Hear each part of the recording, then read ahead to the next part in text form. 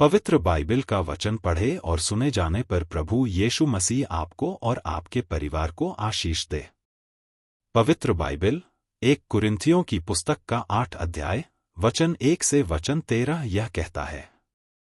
वचन 1। अब मूर्तों के सामने बलि की हुई वस्तुओं के विषय में हम जानते हैं कि हम सबको ज्ञान है। ज्ञान घमंड उत्पन्न करता है, परंतु प्रेम से उन्नति होती है। वचन 2। यदि कोई समझे कि मैं कुछ जानता हूं, तो जैसा जानना चाहिए वैसा अब तक नहीं जानता। वचन 3। परंतु यदि कोई परमेश्वर से प्रेम रखता है, तो उसे परमेश्वर पहचानता है। वचन 4। सो मूर्तों के सामने बलि की हुई वस्तुओं के खाने के विषय में हम जानते हैं कि मूरत जगत में कोई वस्तु नहीं और एक को छोड़ और कोई परमेश्वर नहीं। वचन 5। यद्यपि आकाश में और पृथ्वी पर बहुत से ईश्वर कहलाते हैं, जैसा कि बहुत से ईश्वर और बहुत से प्रभु हैं। वचन 6।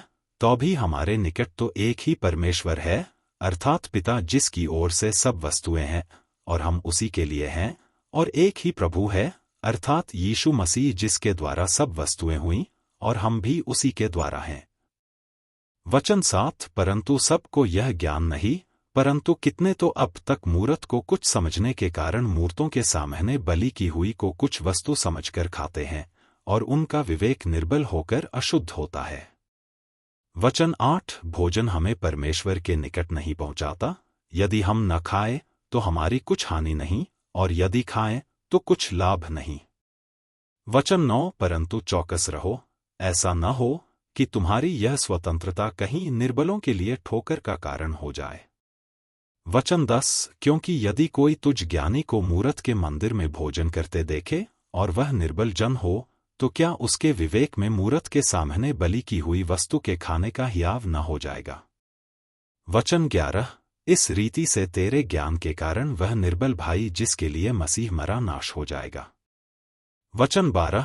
सो भाइयों का अपराध करने से और उनके निर्बल विवेक को चोट देने से तुम मसीह का अपराध करते हो।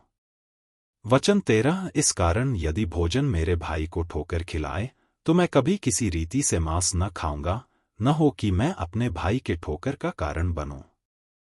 हम प्रभु यीशु मसीह के नाम से प्रार्थना करते हैं, आमीन। परमेश्वर का संदेश फैलाने के सभी प्रयासों को स्वर्गीय आशीर्वाद प्राप्त होंगे।